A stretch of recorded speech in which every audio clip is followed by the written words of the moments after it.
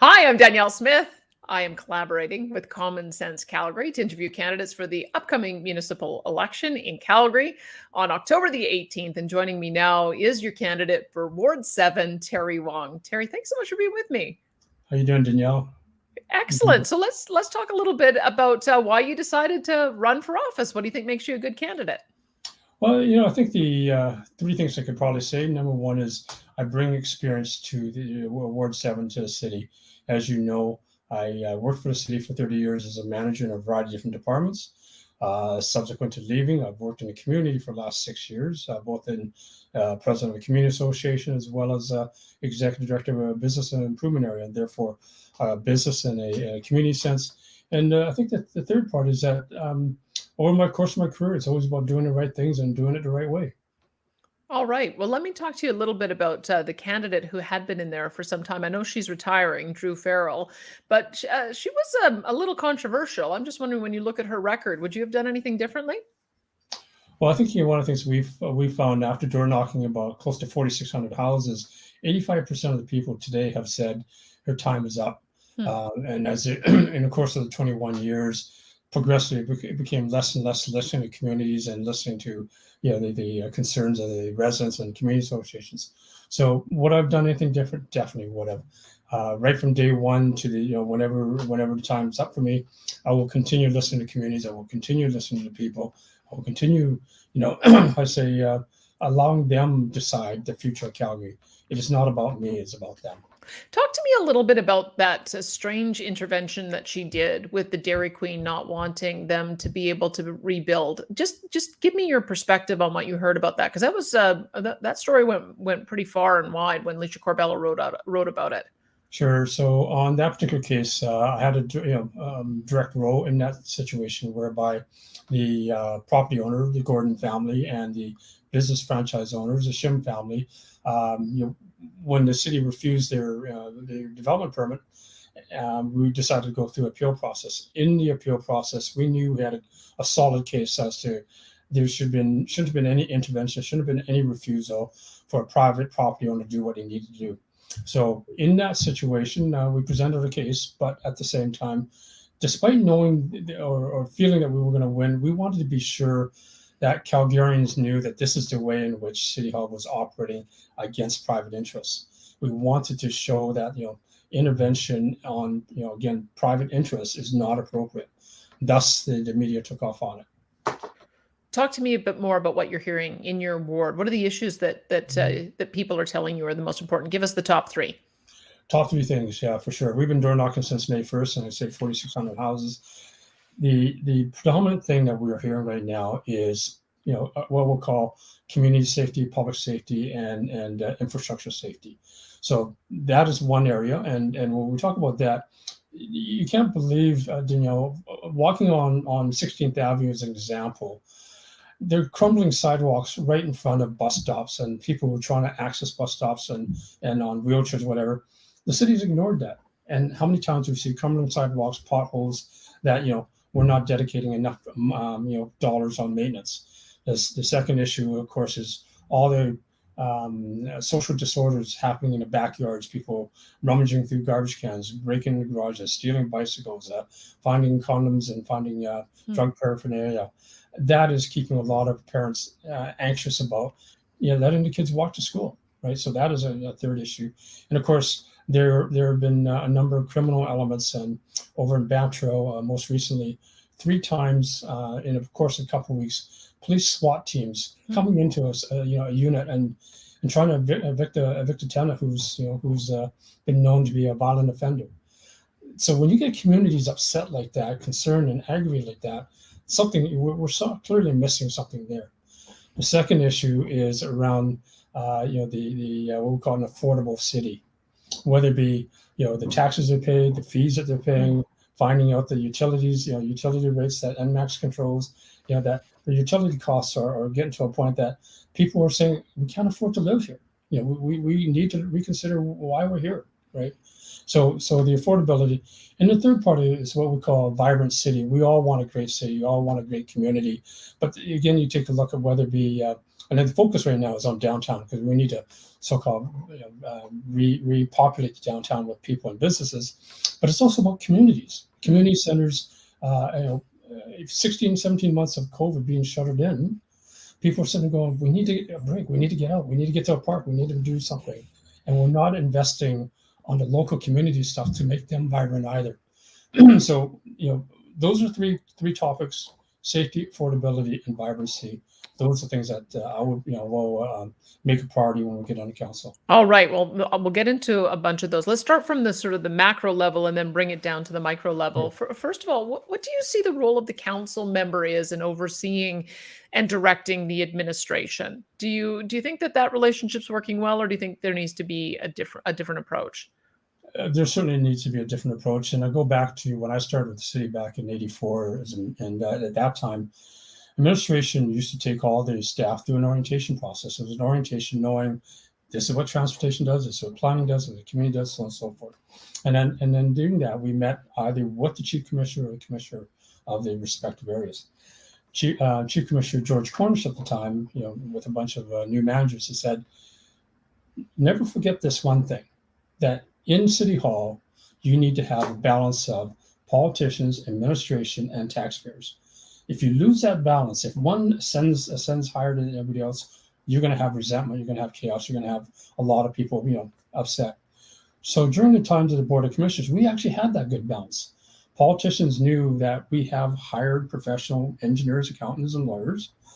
They're, most of them are there because of their either small business or community interests. That's what they represented, and both try to satisfy taxpayers.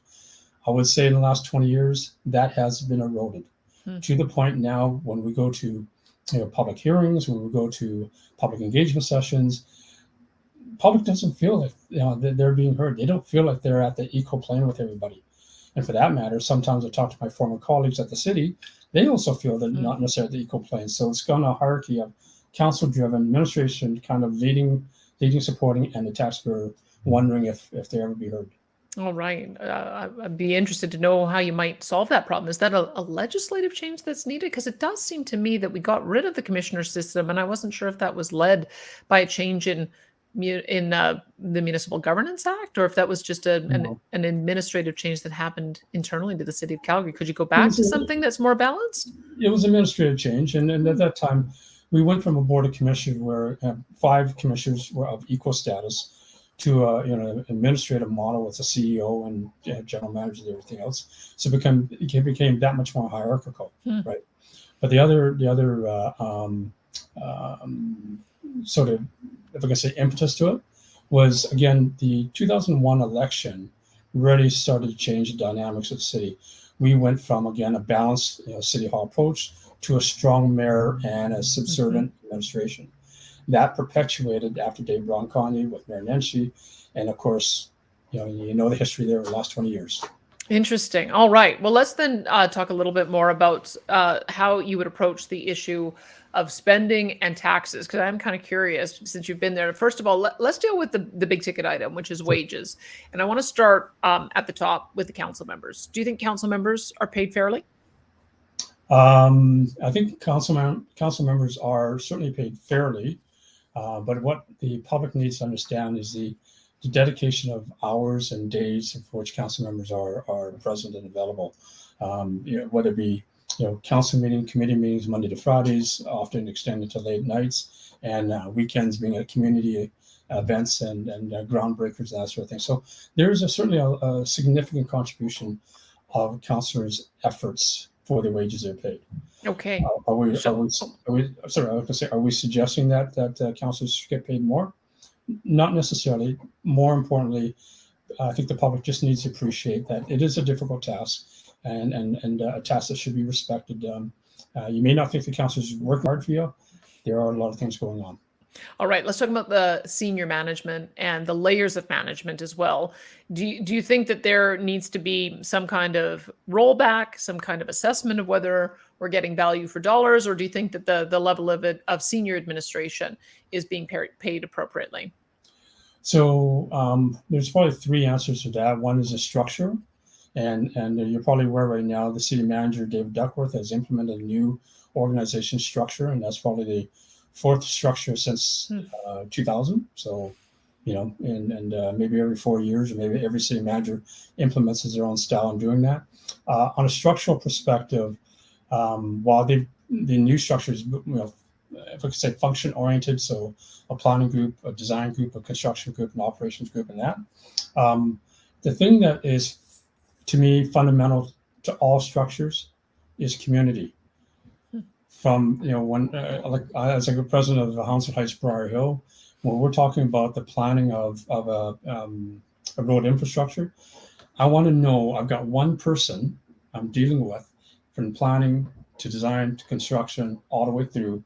That continuity, that thread of consistency is important in any organization structure. If you do that, then your community, your constituents, your business constituents can see everything that's going along the way.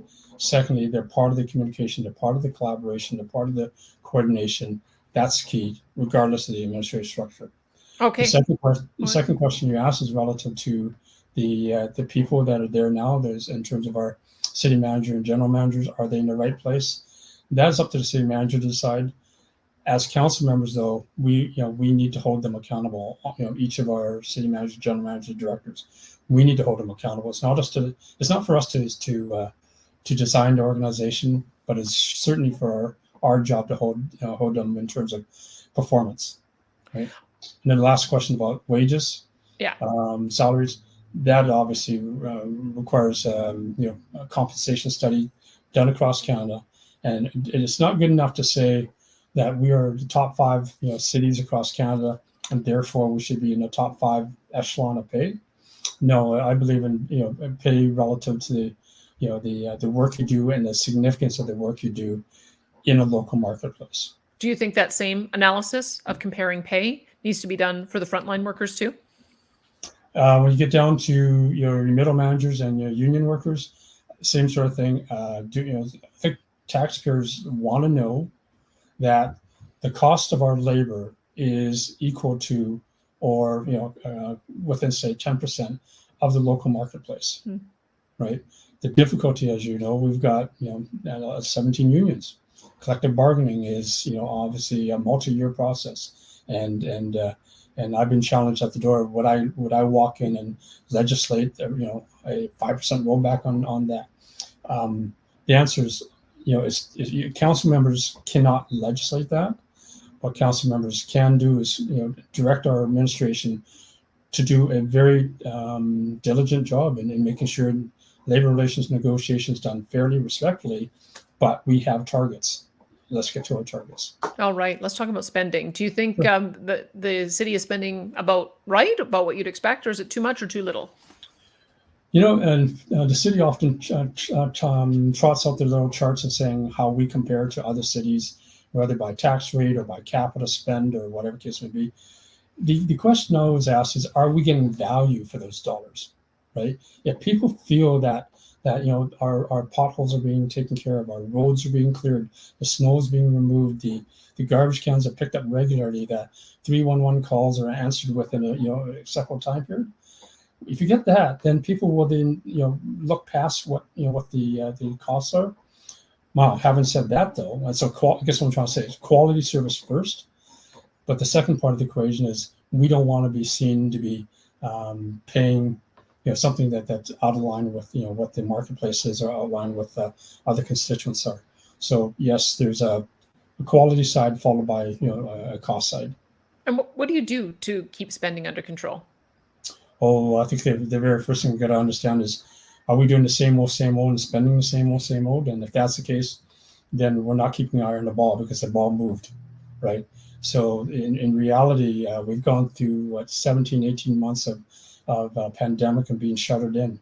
We've seen transit lines continue to operate with the articulating buses at 10% full. We've seen people not going to downtown core, and therefore, so we have to ask ourselves the question going forward in the next 12 to 18 months, if we're doing the same level of service that we did prior to 18 months, again, the ball's moved. And if we're not following up accordingly, then we're definitely not addressing the critical areas of need.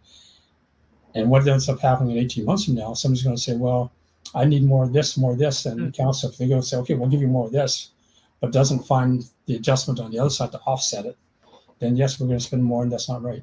All right. Let's talk to me. Talk to me about what you're hearing about taxes. Let's first deal with business taxes because Sure. you were a representative of the business community. What is it that you're hearing? What do you think needs to be done? So in my career at the city, I was responsible for assessment taxation for 12 years, and then later on worked with the city on business planning and budgeting. And most recently, as being the executive director of Chinatown's business improvement area, we worked with the Downtown Association. We worked with the city assessor and a CFO.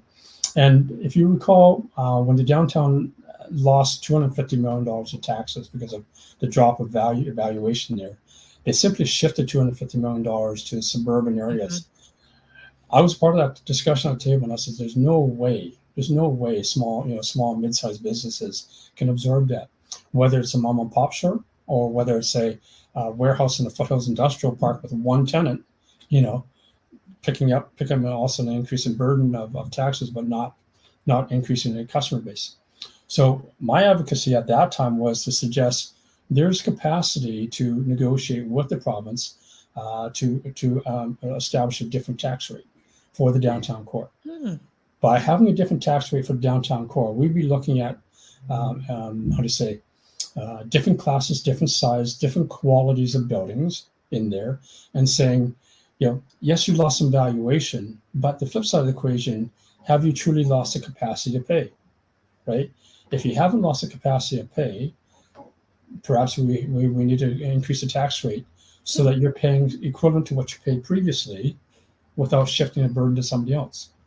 That equivalency to pay or the capacity to pay, a lot of these buildings are held by income trusts or REITs or whatever that are based in Eastern Canada or Eastern states, and they've got a portfolio that can absorb those adjustments, right? So why are we shifting that adjustment to small people who can't? So that, so again, looking at the capacity to pay as a way in which we can establish tax policy is one consideration. Of course, that was too complicated for them. They ignored it and they shifted it. Well, it makes sense. You're the first person who's mentioned that you could potentially have a differential tax rate for downtown. We'll talk more about that in a second. Tell me what you're hearing about residential taxes. Well, that's the other side. The second year, of course, when they shifted the 250 over, council just started to realize, oh my goodness, these small businesses can't afford to pay it. So they decided to flip the tax rate from a 53-47 ratio to a 47-53. And I'm sitting there going, again, why are you doing something so stupid like this? You're asking residential to pick a 6% increase in tax rate just because you want to satisfy what made yourself, for example, richer to be able to pay 6%. So I said, I'd much rather see residential stay at 47, non-res drop down to 47. And they said, well, hey, bright guy, how do you get to 100? How do you get that 6% differential? I said, number one, if you can't find 3% savings over, let's say, a course of 3 years, right? There's something wrong with the administration. We got to dig deeper to find 3% savings. The other 3% savings, easily, we can find it through, fees or taxes or whatever, put out to the MD of Foothills, Rocky View, Okotoks, Airdrie. We talk about transit services, for example. Transit services, 50% taxpayer, 50% rider. A guy from Cochrane comes in, parks his car in Tuscany Station for free, paying 50% of the fare of the bus, right? So who's paying the balance of cost for the park ride? You are. Who's paying the 50% of his ticket? You are. Who's getting 100% benefit? Cochrane riders are. So again, we need to find ways that if we're going to provide city services to regional partners, we need to recruit back enough. And 3% is not hard to recruit back from our regional partners. All right, let's talk about the other side of the spending, which is capital spending. There's been a few high-profile and costly ticket items. So let's first talk about the Green Line, which started off with a lot of support. It was a great project, 40 kilometers. It was going to go deep north, deep south. It was going to serve the entire city. It was going to be three-way funded, and it's no longer the project it started out to be. So how do you fix it, or do you scrap it? So I think in our door knocking, most people support the ultimate trend to mass transit, both LRT, BRT, and everything else. So and especially if we're going to be responsible for our climate and environment, we need to consider doing that. However, the business case, the technical alignment that was proposed in 2017 and again in 2020, things have changed in 2021. And the dominant change, of course, is ridership. Are people funneling from the North Calgary or Southeast Calgary into the downtown core? Is there a rationalization justification to take them to downtown core and all the way through? So that's the first question. We need to really understand where we're going to be at 18 to 24 months from now. And if the answer is we don't know till 18 to 24 months, maybe we should delay the project until we figure that out, right? Now the other part of the equation is destination from Shepherd to downtown and from downtown to 16th Ave. Once again, are we taken to the basin of where riders are? Well, Shepherd is at the tip of where most of Southview residents are. We should ideally have considered taking it all the way down to Seaton, in the heart of where the residents are, and bring them downtown. Similarly, from downtown to 16th Avenue, most people in Crescent Heights, Mount Pleasant, that I talk to, walk to work, right? So again, the ridership to 16th Avenue is not the destination, and so people need to rethink that. The third is, of course, the cost of going across the river and up the Center Street, and no, it's with the $5.6 billion. There's no way we'll do to Shepherd and to 16th Avenue within that cost constraint. So when the time comes to reevaluate how much more money we need to ask the citizens, what do you want? Now, as part of my campaign, we put a survey out there, and the survey asks, if we needed more money, $500 million to $1 billion more to go across the river and up Center Street, would you do it? 85% of people said no. All right. That's a good answer. Okay. Let's talk then about some of the other capital projects, because there's a few other big ticket items. The Event Center in conjunction with the Calgary Flames, the BMO Center expansion, the Arts Commons transformation, and the Foothills Fieldhouse. When they were first proposed, the CFO said, you don't have the money to choose all of these, but council went ahead and affirmed them all anyway. If you'd been at the table having that discussion, having to prioritize, what would have been the top priority for you? So out of those four projects, certainly the convention center is something that we need, and simply because if we're going to attract big business here, it's a combination. Number one, getting them to recognize Calgary is a place to do business, and conventions are the greatest draw, where they can test run the idea of what is Calgary the right place to be, right? It also brings obviously tourism dollars and business dollars there for the local economy. The second for me would have been taking a look at the entertainment center. $500 million, and of course it's been increasing a little bit, but $500 million, about 50 to 60% of that funded by Calgary taxpayers. I asked myself the question. I asked the constituents: can you imagine Calgary without an NHL hockey team? Can you imagine Calgary without an arena facility for major concerts? Most people say yes. I agree with you. We can't imagine it, but we can't afford to go there anyways. So I guess what I'm trying to get at on that one is, while Calgary thinks and believes that they should have something there, that deal should have done something for the average Calgarian as well. And what I've said to to people negotiating it, what you should have negotiated for that $200 million plus was the setting aside 10 to 15% of the tickets, handing it over to the Calgary Foundation or a nonprofit here, where they can dispense those tickets at an average price that most Calgarians can get. So once in a while, you might be able to get to a game once in a while, right? Or a concert once in a while. You're not paying the $200 bowl ticket. You might be paying $50. The Calgary Sports and Entertainment Corporation doesn't lose money, because that 15% of tickets, the subsidies they give away, is absorbed by the 85% of people who can absorb it anyways. Right? So now all of a sudden you've got a deal with a capital cost deal, where the average Calgarian feels, I got a piece of that deal. If we had done something like that, I don't think people would have been that put off by it. Okay. Thanks for the answer on that. Let's talk a little bit talking about affordability. Let's talk a bit about affordable housing. When I say affordable housing, what kind of impact do you see in Ward 7? What does that mean for your ward? Yeah, I think the affordable housing and accessible housing and the ability to find housing for those are in, I say, desperate straits are different categories of need, right? So for those, if we can say, people who are distressed, whether they're at risk of being homeless or at homeless, there's certainly a need to be compassionate, taking care of those people, and how we do that is a combination of the city perhaps taking a look at some of our vacant facilities, transforming those facilities, making that happen, right? It's also working together with social agencies and making that happen. But then again, that's for the vulnerable at risk community. The affordable, accessible housing where you're just at the teetering edge of being able to afford to buy a house or afford to cover rent. That's a clearly a responsibility of the federal provincial government. Mm. Provincial government particularly being able to say, look, we need you to step up and take care of the situation. Calgary, we're the caretaker of some of your buildings, but we cannot be the funding agent for it. The province, through support of the federal government, through a housing strategy, needs to be able to provide that to the city. Now, again, I think the critical question is to how far or how long do you provide affordable, accessible housing support to people?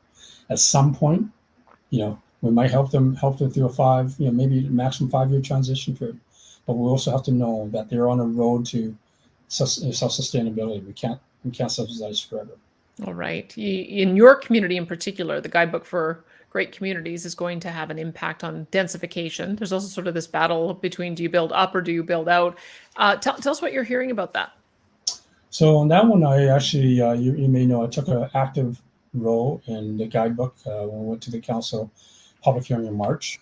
I was the first speaker. I was the media spokesperson. I was the one to kind of set the stage that communities in general are not opposed to intensification, meaning more houses per square hectares. We're not opposed to densification, more people in the spirit.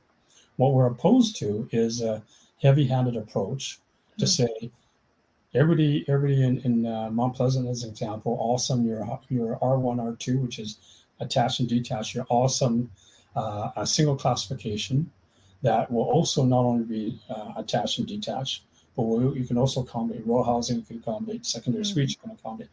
So any type of housing can be built in Mount Pleasant, and for that matter, any developer can do it on any street, whether it be mid-block or a corner. So we were opposed to the heavy-handed approach because, how many years has Calgary been around? How many years have your parents, my parents invested in our properties, right? At the end of the day, that investment, that nurturing of their property, the landscaping they've done, everything is not to be ignored. We cannot allow developers to come in and say, yeah, just, take a property that's got 25% site coverage and all of a sudden fill up to 45% by taking out some trees and green spaces and whatever, and destroying the character of Mount Pleasant or Tuxedo, right? We cannot allow developers to do that. We cannot allow city planners to allow developers to think they can do that. The second part is communities should speak first, right? Communities should have a voice at the table on designing where should we put density. Should we put density on certain streets and roads or in certain corners, or perhaps do we need to take the full share of density? Because we've got Stadium Shopping Center, there's major density. We've got University District, major density. Midfield Park, major density. If you build those up to major density, and then you take a look at what's left over, then all of a sudden you could say maybe it's only 30% left that we need to fulfill. Then you can sprinkle density in different communities, right? But you don't all of a sudden say, well, put 70% density in Mount Pleasant. All of a sudden your parents are wondering, geez, why do I want to stay here?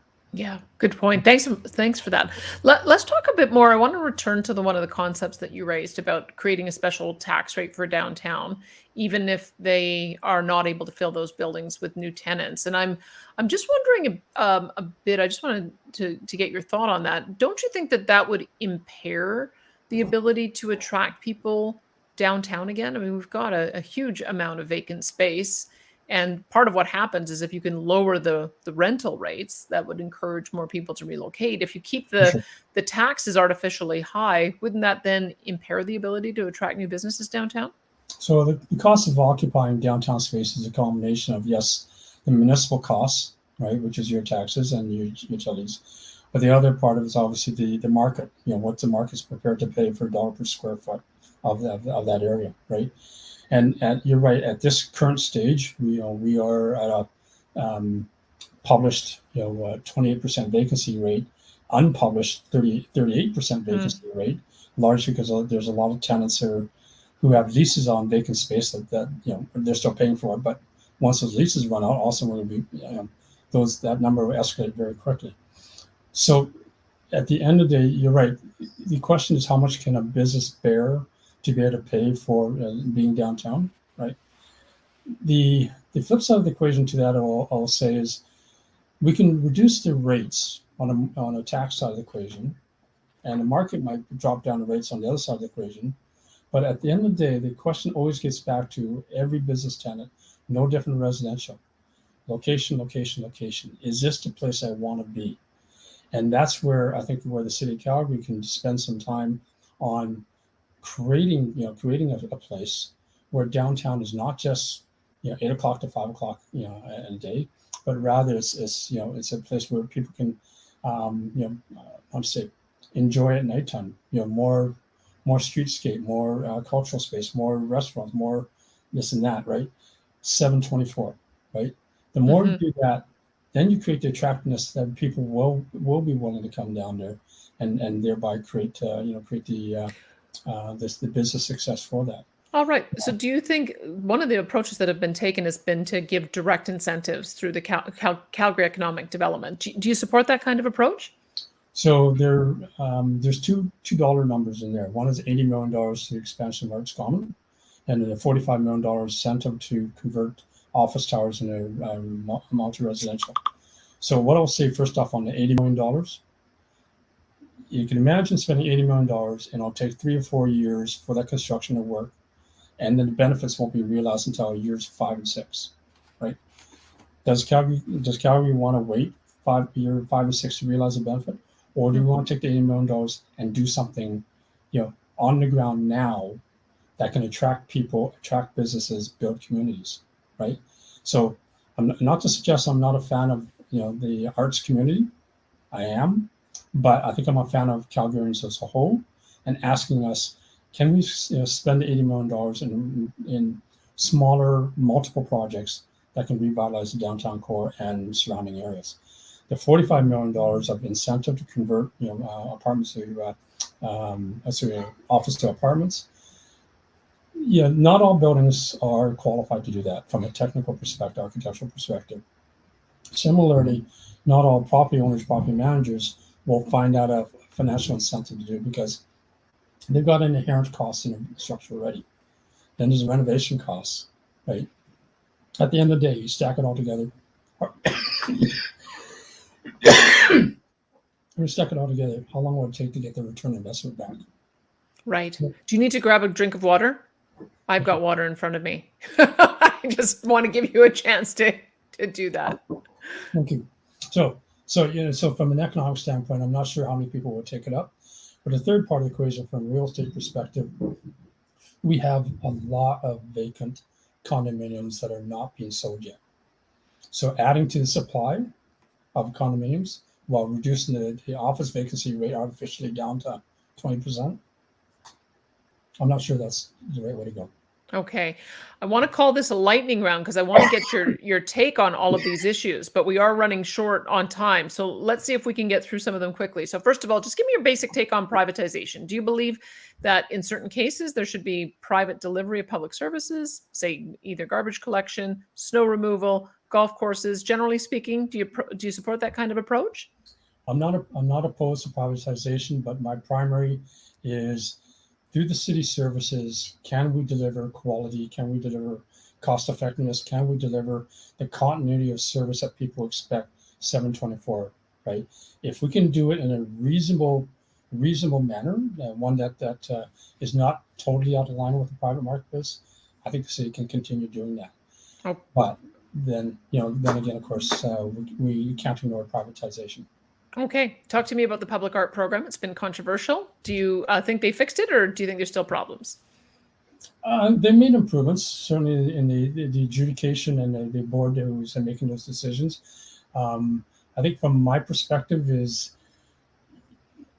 art is relative to, the eyes of the beholder, no doubt. But having said that, taxpayers are paying for this art, and the beholders are 1.2 million Calgarians. So whatever the recommendation is from this Arts Council should be tested with the community before it's actually invested. Okay, let me ask you about another issue that was controversial over the last year. It was called defund the police. I'm wondering what that means to you and what we should take from that movement. Yeah, so defund the police most was just a reaction to what you saw in North America in terms of some bad behavior by cops and this and that. I'm not a supporter of defunding. I'm a supporter of building a strong, protective services for the city. But that protective services is both the criminal enforcement, which obviously you need to have officers, whether it be fully armored or with the right armament, but also it's also around the soft enforcement or soft services, and partnering up a police officer with a civilian when they're going out and about, for example, right? Where, again, I can imagine a social worker going to a door of a domestic dispute without protection. We need to ensure that they're protected before they can do their job. Right? Okay. That kind of stuff. So the only other thing I'm going to say is that I think we need to create another class of community support, what I call community support resource officers. These are similar to those in a school. These are not people walking around with guns on a beat. These are people walking on the street and knocking on people's door and doing wellness checks and giving this communities a sense of, there's somebody on the road and watching what's going on, and if necessary, they can intervene and take care of situations. Okay, one more policing issue. Sure. They reduced the speed limits in communities to 40 kilometers an hour. Did you support that? At the end of the day, traffic safety is very important, and I would say going from 50 to 40 really doesn't make a lot of difference if it's in travel speed, but psychologically it did. And if psychologically we can change the culture of people speeding, then it's the way to go. Okay, just a couple final questions about the role of you as a council member and the balance between you representing your constituents versus, in the first case, there's going to be a couple of public referenda, one on fluoride, another on daylight savings, another on equalization. Generally speaking, do you support public votes, or would you prefer to make all the decisions yourself? Either way, whether I do it or public referenda, whatever the public says is the way I vote, right? So again, if we didn't do a public referendum on fluoride, I'd be testing my constituents as I'm doing right now. My campaign, I put questionnaires out there, 17 topics. Tell me the 5 things that keep you up in the middle of the night. That's what I'll represent you on. I think I know how you're going to answer this next question, but I'm going to ask it anyway, because sometimes you'll get a recommendation from administration that asks for you to do one thing because they say it's for the benefit of the city as a whole, but your constituents will want you to vote the opposite. What would you do there? Again, the same situation. If, I hope that I've already heard from my constituents, and based on my constituents, I've influenced the administration that the recommendation is what we want. But if it's contrary to what we want, I would push back on administration first, and then and only then take it back to the constituents and say, I've done my job, but before I vote, this is what we heard. What do you think? All right. Tell people how they can get in touch with you and follow your campaign. Is the best place? Do you have a website or Facebook? Tell us what it is. Sure. So yes, on the website, go terrywong.ca, very simple. Follow up by email at info@terrywong.ca. And yes, Facebook, Instagram, Twitter, TikTok, you'll find me there. You got them all right. Thanks so much for the conversation today. I sure appreciate it. Danielle, appreciate it. Thank you. You got it. That's your candidate for Ward 7, Terry Wong.